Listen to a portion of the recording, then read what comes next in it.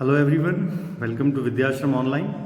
आज का हमारा टॉपिक रहेगा magnetic effect of electric current. इस चैप्टर में हम करंट से मैग्नेटिक फील्ड के प्रोडक्शन को समझेंगे। हर तरह के मैग्नेट का ओरिजिन करंट होता है, ये हमें इस चैप्टर में पता लगेगा। तो करंट से मैग्नेटिक फील्ड बनने की प्रोसेस और मैग्नेटिक फील्ड से वापस करंट बनने की प्रोसेस दोनों अपन इस चैप्टर में समझते हैं। तो आइए स्टार्ट करते हैं magnetic effect of electric current.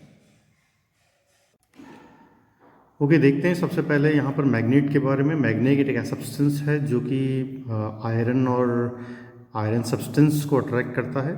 इसकी कुछ खास प्रॉपर्टीज़ को यहाँ इंडिकेट किया गया है। जैसे every magnet having two poles, हमेशा उसका एक नॉर्थ और एक साउथ पोल होता है। आप यहाँ देख सकते हैं कि जब भी कोई मैग्नेट आपको दी जाएगी तो वो बार मैग्नेट के फॉर्मेट में एक नॉर्मल मैग्नेट जो बाज़ार में मिलता है वो होता है, और हमेशा उसके दो पोल्स होते हैं। इनको कभी अपन अलग अलग नहीं कर सकते। जो नॉर्थ पोल होता है, यहाँ पे तो लिखा हुआ है एन और यहाँ एस, लेकिन वैसे नॉर्थ पोल पे हमेशा एक डॉट लगा होता है वाइट कलर का प्लेन मैग्नेट पे। तो उस डॉट से हम रिकॉग्नाइज करते हैं कि वो नॉर्थ पोल है। अब इनकी प्रॉपर्टीज़ भी हैं। लाइक पोल हमेशा रिपल्स करते हैं, अनलाइक पोल्स के बीच में अट्रैक्शन होता है। अगर दो मैग्नेट अपन सेपरेट ले लें, उनके एन और एन पोल को पास लाएं तो वो हमेशा रिपल्स करेंगे, लेकिन उनके एन और एस पोल को पास लाते हैं तो वो दोनों एक दूसरे से चिपक जाते हैं, इन्हें अट्रैक्ट करते हैं एक दूसरे को। तो ये प्रॉपर्टी उसमें होती है। A freely suspended bar magnet align itself in nearly north south direction with its north pole towards north direction.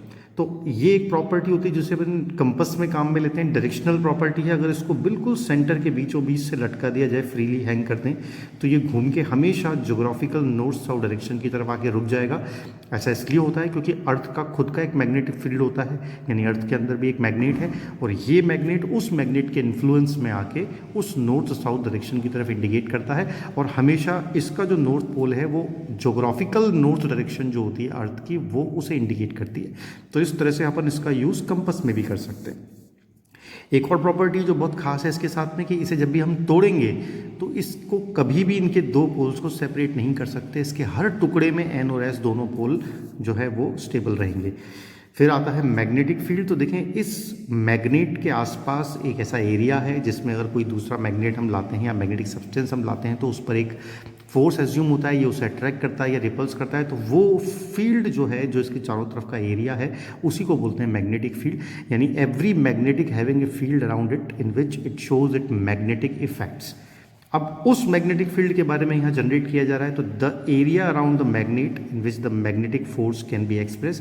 थोड़ा ज़्यादा दूर ले जाएंगे तो हो सकता है कि ये उस पर इम्पैक्ट न डाल पाए, क्योंकि वो डिस्टेंस जो है वो ज़्यादा हो जाएगी, तो ये उस लेवल तक काम नहीं कर सकता। हर मैग्नेट की एक पावर होती है कि वो कितनी डिस्टेंस तक उस फील्ड को जनरेट कर सकता है। तो इस मैग्नेटिक फील्ड की यूनिट जो है वो टेस्ला, एक बहुत वेल नोन साइंटिस्ट थे, उनके नाम पर रखा गया है। टी इसका सिंबल होता है। Magnetic field has both magnitude and direction. तो मैग्नेटिक फील्ड एक वेक्टर क्वांटिटी होती है, इसमें डायरेक्शन और मैग्नीट्यूड दोनों होते हैं, ध्यान रखेंगे इस बात का।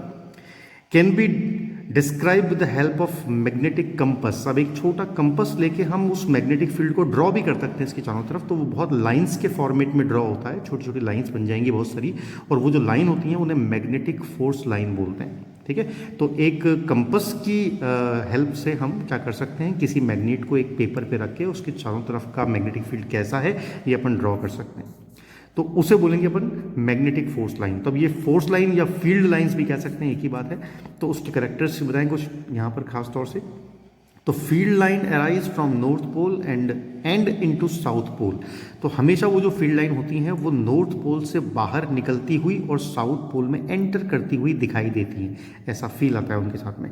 The field line are close curve. तो देखिए, जैसे बाहर अगर हम ड्रॉ करेंगे यहाँ, तो ये बाहर से अंदर की तरफ जनरेट करेंगी, यानी कि नॉर्थ पोल से निकलती हुई और साउथ पोल में अंदर एंटर करती हुई।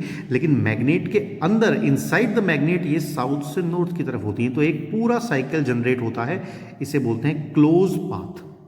तो field line are closer in stronger magnetic field. तो देखें, अगर ये लाइन बहुत पास पास है किसी जगहों पे, इनकी डेंसिटी ज़्यादा हो रही है, तो वहाँ पे फील्ड स्ट्रॉन्ग कहलाता है। और अगर कहीं ये दूर दूर हट गई हैं और बहुत कम डेंसिटी नजर आ रही है, तो वहाँ पे फील्ड जो है लो अर्थ हो जाएगा। जहाँ मैग्नेटिक फोर्स लाइन नहीं है, इसका मतलब कि वहाँ पर कोई मैग्नेटिक फील्ड भी नहीं है। The field line never intersect to each other. ये भी बड़ी इंपॉर्टेंट प्रॉपर्टी है। कोई दो मैग्नेटिक लाइंस कभी एक दूसरे को इंटरसेक्ट नहीं करती। ऐसा इसलिए होता है कि अगर वो इंटरसेक्ट करेंगी तो उनके इंटरसेक्शन पॉइंट पर हम दो टेंजेंट ड्रॉ कर सकते हैं। मतलब ये होता है कि वो इंटरसेक्शन पॉइंट हमें मैग्नेटिक फील्ड की दो डायरेक्शंस को इंडिकेट करेगा, जो कि कभी पॉसिबल नहीं होता।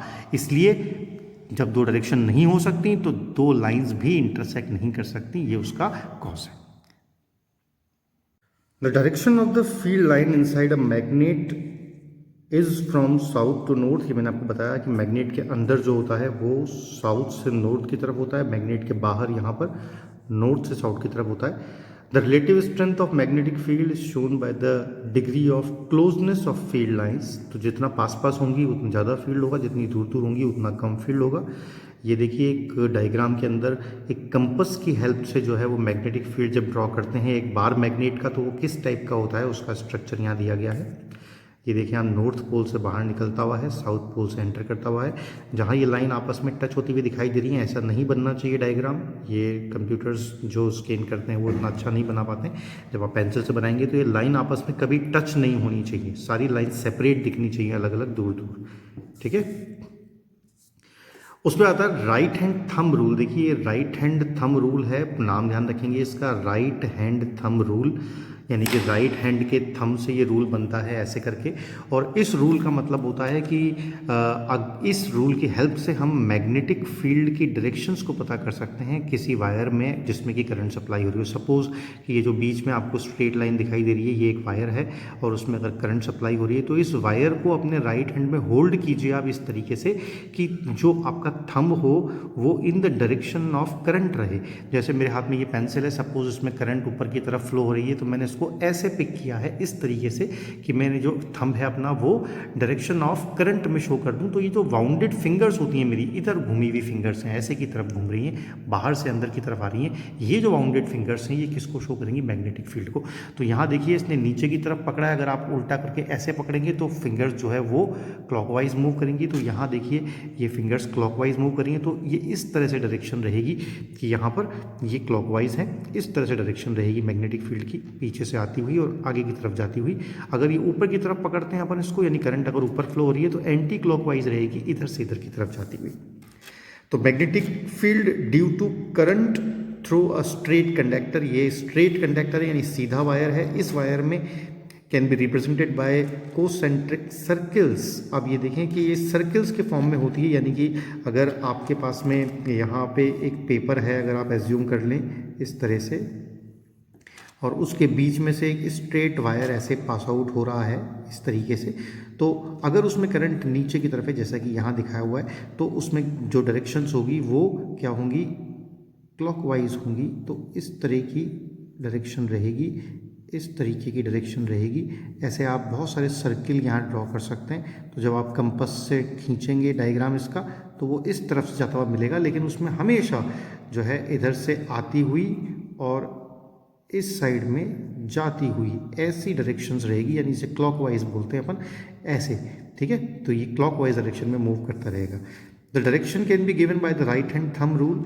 ठीक है, और कंपास रूल भी कह सकते हैं इसे। Circles are closer near the conductor, जितना आप कंडक्टर के पास आएंगे छोटे सर्कल्स बनेंगे, फिर बड़े बड़े होते चले जाएंगे। यानी कि मैग्नेटिक फील्ड जो है ये स्ट्रेंथ ऑफ करंट पे डिपेंड करता है, और मैग्नेटिक फील्ड जो है वो डिस्टेंस फ्रॉम द कंडक्टर से इन्वर्सली प्रोपोर्शनल होता है, ये बताया गया है। यानी कि अगर आप स्ट्रेंथ करंट बढ़ाते हो तो मैग्नेटिक फील्ड इंक्रीज हो जाएगा, और अगर आप डिस्टेंस बढ़ाते हो तो मैग्नेटिक फील्ड डिक्रीज होगा। इन्वर्सली फंक्शन है यहाँ पे। ठीक है।